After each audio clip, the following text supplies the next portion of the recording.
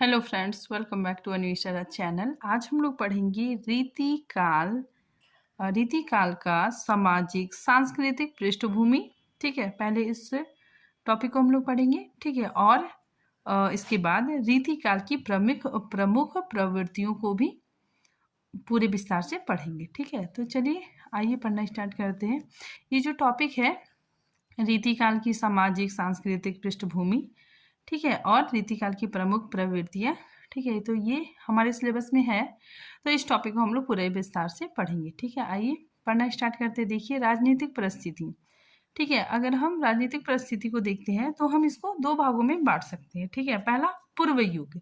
पूर्व युग में शाहजहाँ आ जाएंगे। ठीक है, तो देखिए पूर्व युग में शाहजहाँ का काल था। ठीक है, तो देखिए यहाँ पे शाहजहाँ के शासनकाल में मुगल वैभव अपनी चरम सीमा पर था। ठीक है, तो मुगल का जो वैभव था, ठीक है, वो अपने चरम सीमा पर था। ठीक है, यह युग चरमोत्कर्ष और वैभव का युग था। ठीक है, मतलब शाहजहाँ के समय सब कुछ काफ़ी अच्छे से चल रहा था। ठीक है, ये मुगल का विकास का, ठीक है, और वैभव का काल था। ठीक है, उसके बाद फिर उत्तर युग। ठीक है, इसके बाद फिर उत्तर युग आता है। ठीक है, तो उत्तर युग में औरंगजेब आता है। ठीक है, और औरंगजेब के आने के साथ ही क्या होने लगता है, मुगल का पतन होना स्टार्ट हो जाता है। ठीक है, देखिए उत्तरकाल में औरंगजेब आ गए। ठीक है, और औरंगजेब के बाद के शासक आ गए। ठीक है, देखिए औरंगजेब ने जब सत्ता संभाली तो धार्मिक उपद्रव शुरू हो गया। ठीक है, तो औरंगजेब क्या था, बहुत कट्टरवादी था। ठीक है, तो इसी वजह से धार्मिक उपद्रव शुरू हो गया। ठीक है, परिणाम स्वरूप शासनकाल इन्हीं उपद्रव में समाप्त हो गया। ठीक है, यह युग चरम ह्रास, विनाश और पतन का युग था। ठीक है, तो औरंगजेब का जो काल था, ठीक है, वो क्या होने लगा, मुगलों का पतन और विनाश होने लगा। ठीक है, उत्तरोत्तर काल ह्रास, पतन और विनाश का काल था। ठीक है, मुगल के औरंगजेब के आने के बाद, ठीक है, क्या होने लगा, मुगलों का ह्रास, पतन और विनाश होने लग गया।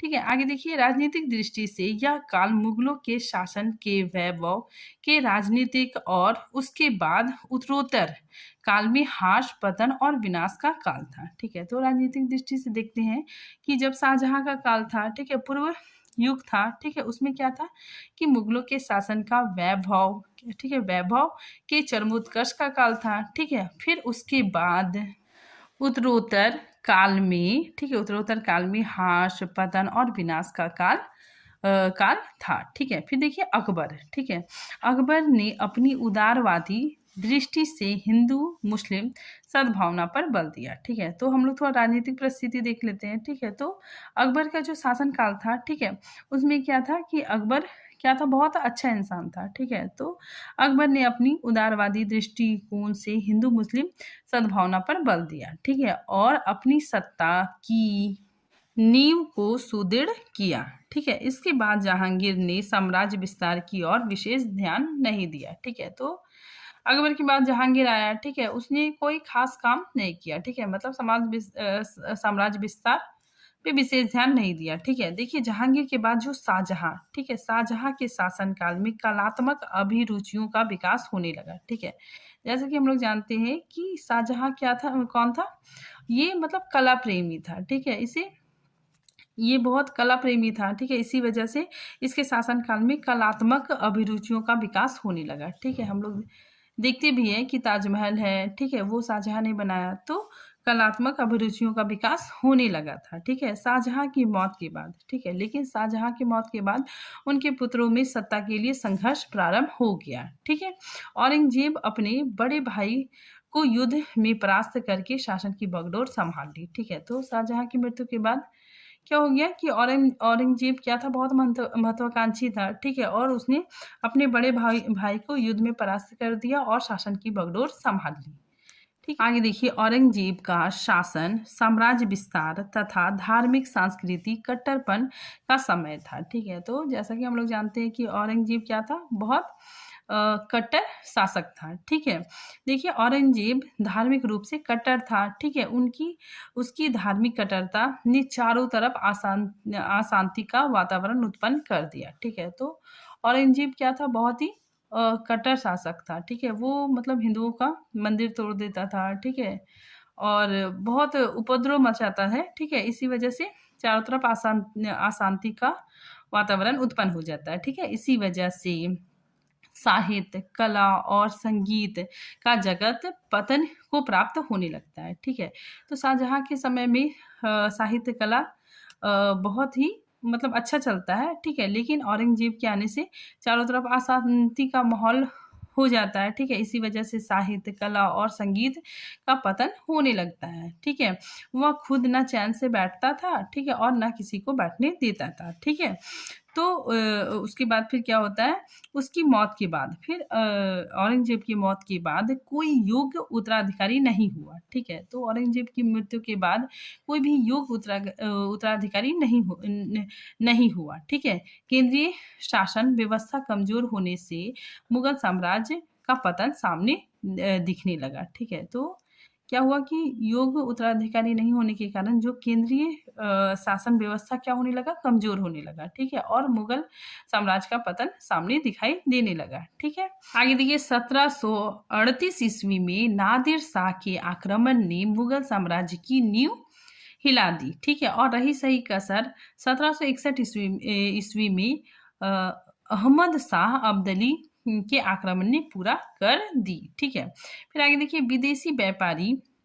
विशेषता अंग्रेजों ने इस स्थिति का पूरा लाभ उठाया। ठीक है, और धीरे धीरे शक्ति संचय करके वे 1803 ईस्वी तक लगभग समस्त उत्तरी भारत पर अपना आधिपत्य जमा लिया। ठीक है, तो देखिए यहाँ पे क्या होने लगा कि मुगल साम्राज्य का पतन होने लगा। ठीक है, और इस वजह से क्या होने लगा, इस वजह से नादिर शाह ने आक्रमण किया। ठीक है, उसके बाद फिर आदम शाह ने आक्रमण किया। ठीक है, फिर जो विदेशी आक्रामक थे, ठीक है, अंग्रेजों ने भी इस स्थिति का लाभ उठाया। ठीक है, और उन्होंने शक्ति संचार करके 1803 ईस्वी में क्या किया, पूरे उत्तर भारत पर अपना अधिकार जमा लिया। आगे देखिए अवध के विलासी शासकों का अंत भी मुगलों के सदृश रहा। ठीक है, राजपूतानों में भी विलास और बहुपत्नी प्रथा के कारण छोटे छोटे साम्राज्य धीरे धीरे कारुणिक अंत की ओर अग्रसर हुआ। ठीक है, तो इसमें क्या बताया जा रहा है, जो राजा थे, ठीक है, राजस्थान के राजा थे, ठीक है, उनका भी मतलब पतन होने लग गया। ठीक है, वे विलासी हो गए। ठीक है, बहुपत्नीवाद पर विश्वास करने लगे। ठीक है, और इसका परिणाम यह हुआ कि धीरे धीरे उनका भी पतन हो गया। अब देखिए सामाजिक परिस्थितियां। ठीक है, उस समय सामाजिक परिस्थितियां कैसी थी, ठीक है, इसको हम लोग पढ़ते हैं। देखिए सामाजिक दृष्टि से इस काल को आदि से अंत तक घोर पतन का काल था। ठीक है, तो ये भी क्या था, घोर पतन का काल था। ठीक है, इस काल में सामंतवाद का बोलबाला था। ठीक है, तो ये काफी इंपॉर्टेंट है। ठीक है, कि रीतिकाल में क्या था, सामंतवाद का बोलबाला था। ठीक है, जिस कारण सामंतशाही का प्रभाव जन सामान्य पर भी पड़ रहा था। ठीक है, सामाजिक व्यवस्था का केंद्र बिंदु बादशाह था। ठीक है, तो सामाजिक व्यवस्था का केंद्र बिंदु कौन था, बादशाह था। ठीक है, इस वर्ग के श्रमजीवी कृषक, ठीक है, सेठ, साहूकार, व्यापारी आदि सभी शोषित थे। ठीक है, तो क्या था उस समय, क्या था, राजा भोग विलास में मतलब रहने लगा। ठीक है, इस वजह से वो मतलब काफी मतलब कृषकों से, किसानों से ज्यादा कर वसूलता था। ठीक है, तो जो सेठ साहूकार थे वे लोग मतलब कृषक जो किसान थे, ठीक है, उसको मतलब ज्यादा कर देने के लिए परेशान करते थे। ठीक है, तो ये शोषित वर्ग थे। यहाँ पे देखिए जो सेठ साहूकार थे, ठीक है, ये लोग भी बादशाह को खुश करने के लिए कृषक से ज्यादा, किसानों से ज्यादा कर वसूलते थे। ठीक है, आगे देखिए विलासिता की बढ़ती प्रवृत्ति के कारण नारी को संपत्ति माना जाने लगा। ठीक है, मतलब नारी को भोग की वस्तु समझा जाने लगा। ठीक है, देखिए नारी मात्र भोग की वस्तु बनकर रह गई। ठीक है, विलास के उपकरणों का संग्रह करना, ठीक है, एवं सुरा सुंदरी में लीन रहना उच्च वर्ग के जीवन का एकमात्र लक्ष्य था। ठीक है, मतलब उस समय भोग विलास करते थे, ठीक है, नारी को सिर्फ भोग का वस्तु समझते थे, ठीक है। राजा और सामंत लगातार विलासी होते जा रहे थे, ठीक है। आगे देखिए, कन्याओं का अपहरण अभिजात वर्ग के लोगों के लिए साधारण बात थी, ठीक है। तो ये लोग क्या करते थे, जो अभिजात ऊंचे वर्ग के लोग होते थे, ठीक है, वो कन्याओं का अपहरण कर लेते थे, ठीक है। तो ये साधारण बात थी, ठीक है। जो निम्न वर्ग के लोग थे, ठीक है, उनकी कन्याओं का अपहरण कर लेते थे, ठीक है। इसीलिए यहाँ पे लिखा हुआ है कि कन्याओं का अपहरण अभिजात वर्ग के लोगों के लिए साधारण बात थी, ठीक है। इसीलिए अल्प आयु में ही लड़कियों का विवाह कर दिया जाता था, ठीक है। यहाँ बहु विवाह, ठीक है, यहाँ बहु विवाह की प्रथा भी प्रचलित थी, ठीक है, तथा अभिजात संस्कृति और नैतिक मूल्यों का ह्रास हो रहा था, ठीक है। तो इसी वजह से क्या होने लगा, नैतिक मूल्यों का ह्रास होने लग गया था। आगे देखिए, स्त्री सौंदर्य एवं श्रृंगार के स्थूल वर्णन होने लगे थे, ठीक है। कवि अपने आश्रयदाता सामंतों के मनोरंजन के लिए काव्य रचना करने लगे थे, ठीक है। तो जो कवि थे, ठीक है, वे अपने आश्रयदाता के मनोरंजन के लिए काव्य रचना करने लगे थे, ठीक है।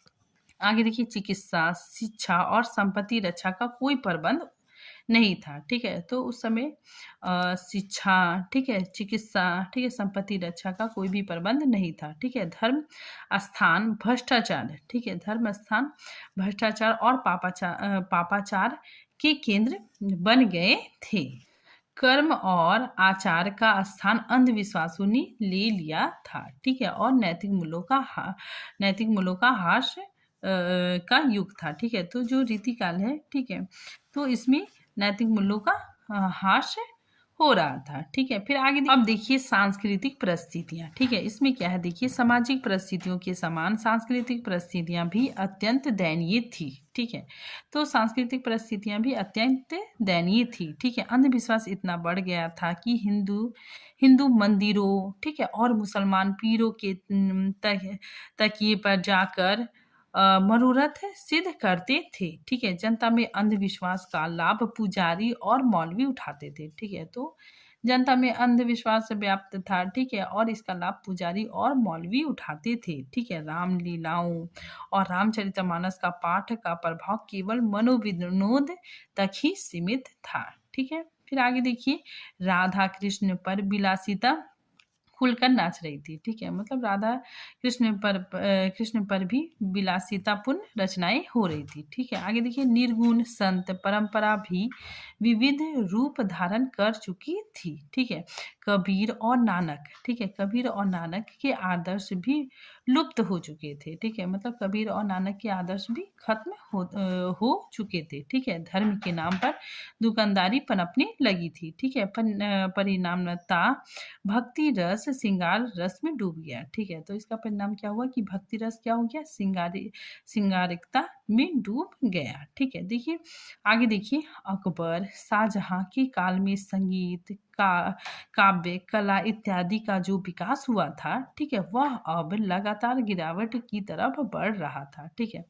तो जो अकबर का शासनकाल था, ठीक है, शाहजहां के शासनकाल में जो संगीत, ठीक है, कला काव्य का विकास हुआ था, ठीक है, वह अब गिरावट की ओर बढ़ता जा रहा था। अब हम लोग देखते हैं साहित्यिक परिस्थितियां, ठीक है। देखिए साहित्य और कला की दृष्टि से यह काल अत्यंत समृद्ध रहा है, ठीक है।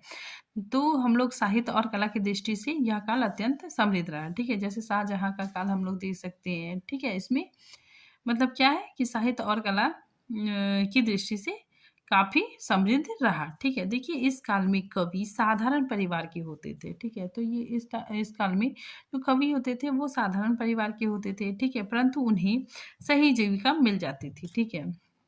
तो वे अपने आश्रयदाता के लिए कविता रचते थे, ठीक है, जिससे उन्हें धन की प्राप्ति होती थी, ठीक है। तो इससे उन्हें आजीविका मिल जाती थी, ठीक है। देखिए एवं उनकी गणना प्रतिष्ठित लोगों में होती थी, ठीक है, और उनकी गणना प्रतिष्ठित लोगों में होती थी, ठीक है। आगे देखिए, कवियों का उचित सम्मान एवं प्रतिष्ठा कला को प्रोत्साहित करने के लिए होता था, ठीक है। तो जो कवि को सम्मान मिलता था, ठीक है, तो इससे उसके कला को प्रोत्साहन मिलता था। ठीक है, वे चमत्कार पूर्ण काव्य रचना करने को कवि कर्म की सफलता मानते थे। ठीक है, तो वे चमत्कार पूर्ण रचना को कवि कर्म मानते थे। ठीक है, देखिए जिस कारण उनका काव्य श्रृंगार की संकुचित क्षेत्र में सिमट कर रह गया। ठीक है, तो वे बहुत चमत्कार पूर्ण रचनाएं करते थे। ठीक है, साथ ही श्रृंगारित रचनाएं करते थे। ठीक है, जिसकी वजह से उनका काव्य श्रृंगार की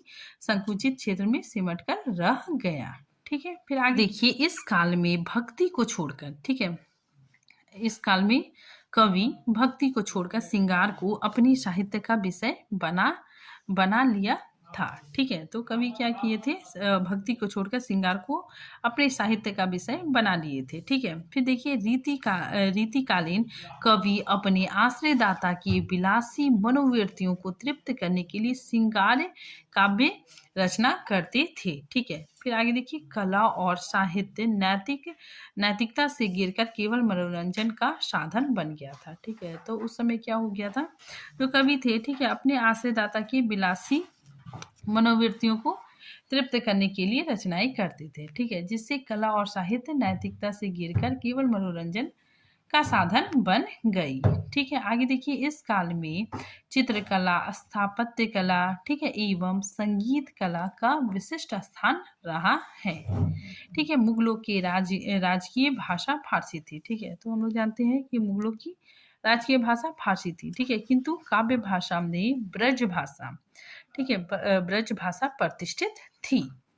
ठीक है, आगे देखिए साहित्य व कला, ठीक है, कला की दृष्टि से यह काल समृद्ध काल माना जाता है। ठीक है, फिर नेक्स्ट देखिए सृजन के लिए अनिवार्य स्वतंत्रता का अभाव। ठीक है, तो इस सृजन के लिए अनिवार्य इसमें स्वतंत्रता का अभाव पाया जाता है। ठीक है, फिर देखिए साहित्य रचना राजाओं को प्रसन्न करने के लिए रची जाने लगी थी। अब हम लोग देखते हैं रीति काल की प्रमुख प्रवृत्तियां। ठीक है, सबसे पहले लक्षण ग्रंथों का निर्माण। ठीक है, देखिए रीति काल की सर्वप्रमुख विशेषता लक्षण ग्रंथों का निर्माण है। ठीक है, काव्य लक्षण ग्रंथ क्या होता है, देखिए काव्य के किसी एक अंग का लक्षण बताकर उदाहरण के रूप में जो कविता की गई, ठीक है, उन ग्रंथों को लक्षण ग्रंथ कहा गया। ठीक है, फिर आगे देखिए कवियों ने संस्कृत के लक्षण ग्रंथकार आचार्यों का अनुकरण करते हुए, ठीक है, अपनी रचनाओं को लक्षण ग्रंथों अथवा रीति ग्रंथों के रूप में प्रस्तुत किया। ठीक है, यद्यपि रीति निरूपण में इस कवियों को विशेष सफलता नहीं मिली। ठीक है, प्राय इन्होंने संस्कृत ग्रंथों में दिए गए नियमों, ठीक है, तथा तत्वों का ही हिंदी पदों में अनुवाद किया। ठीक है, और इसमें मौलिकता और स्पष्टता का अभाव है। ठीक है, मतलब यहाँ बताया जा रहा है कि जो हमारे संस्कृत के विद्वान हुए, ठीक है, उन्होंने जो नियम, ठीक है, जो नियम बनाए, ठीक है, जो नियम और तत्वों का, ठीक है, तत्वों का रीतिकाल कवियों ने अनुवाद किया। ठीक है, रीतिकाल कवियों ने क्या किया, अनुवाद किया। ठीक है, जिससे उनमें मौलिकता और स्पष्टता का अभाव मिलता है। ठीक है, जो संस्कृत विद्वान हुए, ठीक है, उन्होंने जो नियम बनाए, ठीक है, तो रीतिकाल कवियों ने, ठीक है, क्या किया, उसका अनुवाद किया। ठीक है, जिससे मौलिकता और अस्पष्टता का अभाव देखने को मिलता है। आगे देखिए श्रृंगार चित्रण। ठीक है, इसमें क्या बताया जा रहा है, देखिए इस काल की कविता में नारी केवल पुरुष के रति भाव, ठीक है, मतलब प्रेम भाव का आलंबन बनकर रह गई। ठीक है, राधा कृष्ण के प्रेम के नाम पर नारी के अंग प्रत्यंग की शोभा, ठीक है, हाव भाव, विलास, चेष्टाएं आदि में श्रृंगार का सुंदर और सफल चित्रण हुआ है। ठीक है, देखिए सिर्फ नायिका के नख सिख का वर्णन देखने को मिलता है। ठीक, रीतिकाल के दरबारी परिवेश व विलासिता के कारण तत्कालीन कवियों ने रसों में मात्र श्रृंगार रस को ही प्रशय दिया। ठीक है, और श्रृंगार के ऐहिक व स्थूल स्वरूप मात्र को प्रकट किया। ठीक है, तो जो रीतिकाल में दरबारी परिवेश में जो विलासिता फैली हुई थी, ठीक है, जिसकी वजह से कवियों ने अपने काव्य में श्रृंगार रस को ही महत्व दिया, ठीक है, और श्रृंगारिक रचनाएं किए, ठीक है। फिर आगे देखिए कि वीर प्रस्थित काव्य, ठीक है, तो इसमें वीर रस की कविताएं भी देखने को मिलती है, ठीक है। देखिए औरंगजेब के कट्टर हिंदू विरोधी नीतियों ने हिंदू राजाओं को एक साथ आने पर विवश कर दिया, ठीक है। परिणाम स्वरूप रीतिकाल के कवियों में जातीयता और राष्ट्रीयता का स्वर खूब मुखर हुआ, ठीक है। फिर आगे देखिए रीतिकाल के राजाश्रित कवि अपने ओजस्वी और वीर रस से ओतप्रोत कविताओं से अपने आश्रयदाता के रक्त संचार किए, ठीक है, मतलब अपने आश्रयदाता में जोश भरे, ठीक है। उदाहरण के रूप में हम लोग भूषण के वीर काव्य को देख सकते हैं, ठीक है। आगे देखिए प्राकृतिक चित्रण, ठीक है, तो रीति काल में प्राकृतिक चित्रण उद्दीपन के रूप में हुआ है, ठीक है। देखिए रीति काल में प्राकृतिक चित्रण उद्दीपन रूप में हुआ है, ठीक है। स्वतंत्र और अवलंबन रूप में प्राकृतिक चित्रण बहुत कम ही हुआ है, ठीक है, मतलब प्राकृतिक चित्रण सिर्फ उद्दीपन के रूप में हुआ है, ठीक है, लेकिन स्वतंत्र और आलंबन के रूप में प्राकृतिक चित्रण बहुत कम देखने को मिलता है, ठीक है। देखिए नायक नायिकाओं की चेष्टाओं को उद्धित करने में प्राकृतिक का मनमोहक वर्णन कवियों ने किया है, ठीक है। यहाँ पे देखिए यदि कोई सुंदर स्त्री के बारे में बता रहा है, ठीक है, कोई कवि सुंदर स्त्री का के सौंदर्य का वर्णन कर रहा है, ठीक है, तो वो क्या करेगा साथ ही साथ प्राकृतिक का भी वर्णन या फिर चित्रण करने लगेगा, ठीक है। तो यहाँ पे क्या हो रहा है कि नायिका के हाव भाव को मतलब दिखाने के लिए कवि क्या कर रहा है प्राकृतिक चित्रण का सहारा ले रहा है, ठीक है। तो इसीलिए यहाँ पे बताया जा रहा है कि रीतिकाल में प्राकृतिक चित्रण उद्दीपन के रूप में हुआ है। आगे देखिए ब्रज भाषा का उत्कर्ष, ठीक है। यहाँ पे देखिए जो रीतिकाल का समय था, ठीक है, उसमें ब्रज भाषा में काफी रचनाएं हुई, ठीक है, और ये ब्रज भाषा का उत्कर्ष काल माना जाता है, ठीक है। देखिए यह काल ब्रज भाषा का स्वर्ण युग रहा, ठीक है। रीतिकाल के अधिकांश कवियों ने ब्रज भाषा के संस्कारित व्याकरण सम्मत और परिमार्जित रूप का प्रयोग किया है, ठीक है। तो इस काल में ब्रज भाषा का काफी विकास हुआ है, ठीक है। कवियों ने ब्रज भाषा का प्रयोग करके अपनी रचनाएं रचे हैं, ठीक है। आगे देखिए अलंकारिकता, ठीक है, तो रीतिकाल में अलंकारिकता भी देखने को मिलता है, ठीक है। देखिए दरबारी काव्य होने के कारण रीतिकालीन काव्य में अलंकार शैली की प्रधानता दिखाई देती है, ठीक है। देखिए अलंकारों का इतना अधिक प्रयोग हुआ है कि वह साधन न रहकर साध्य बन गए, ठीक है, जिससे काव्य का सौंदर्य बढ़ने की अपेक्षा कम ही हुआ है, ठीक है। काव्य में अलंकार के अतिशयता, ठीक है, मतलब काव्य का बहुत प्रयोग होने के कारण सहजता के स्थान पर कृत्रिमता का समावेश हो गया है, ठीक है। आगे देखिए यह दोष रीतिकालीन कवियों में प्राय दिखाई पड़ता है, ठीक है। केशव को इसी कारण कठिन काव्य का प्रेत कहा जाता है, ठीक है। तो केशव दास को इसी वजह से कठिन काव्य का प्रेत कहा जाता है, ठीक है। फिर काव्य रूप, ठीक है, रीतिकाल में मुख्य रूप से मुक्तक काव्य ही रचे गए, ठीक है। कवित सवैया दोहे छप्पय तथा बैरवै आदि इस काल का प्रमुख छंद है, ठीक है। तो रीतिकाल में मुख्य रूप से मुक्तक काव्य की रचनाएं रची गई, ठीक है। आगे देखिए भक्ति एवं नीति, ठीक है। देखिए इस काल में भक्ति और नीति की बात करना कोई मायने नहीं रखता है, ठीक है। मतलब इस समय क्या था देखिए राधा कृष्ण के नाम पर लिखी गई रचनाओं में भक्ति भावना प्रमुख ना होकर श्रृंगार भावना प्रमुख थी, ठीक है। देखिए इसमें क्या बताया जा रहा है कि श्रृंगारिक कवियों ने राधा और कृष्ण के ईश्वर के रूप में चित्रित ही नहीं किया, ठीक है। तो जो श्रृंगारिक कवि थे, ठीक है, वे राधा और कृष्ण को ईश्वर के रूप में चित्रित नहीं किया, ठीक है, बल्कि सामान्य नायक एवं नायिका के रूप में, ठीक है, सामान्य नायक और नायिका के रूप में प्रेम के प्रतिनिधित्व करते हुए नजर आते हैं, ठीक है। तो इसमें यही बताया जा रहा है कि राधा कृष्ण के नाम पर लिखी गई रचनाओं में भक्ति भावना, ठीक है, भक्ति भावना प्रमुख ना होकर श्रृंगार भावना प्रमुख देखने को मिलती है। ठीक है, श्रृंगारित कवियों ने राधा कृष्ण को ईश्वर रूप में ना देखकर बल्कि एक सामान्य नायक और नायिका के रूप में प्रेम का प्रतिनिधित्व करते दिखाया है।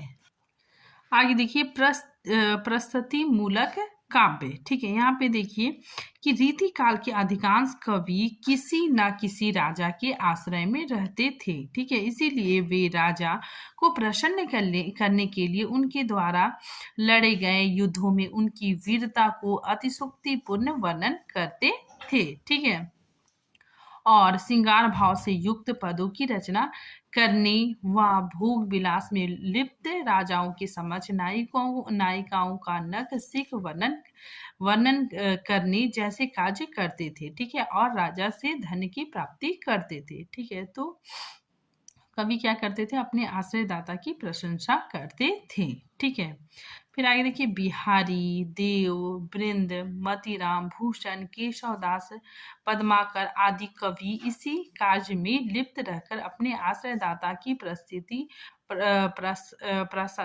प्रशस्ति हेतु काव्य रचना किया करते थे। ठीक है, तो आज ये टॉपिक यहीं पे खत्म होता है। ठीक है, मिलते हैं नेक्स्ट टॉपिक के साथ, तब तक के लिए थैंक यू।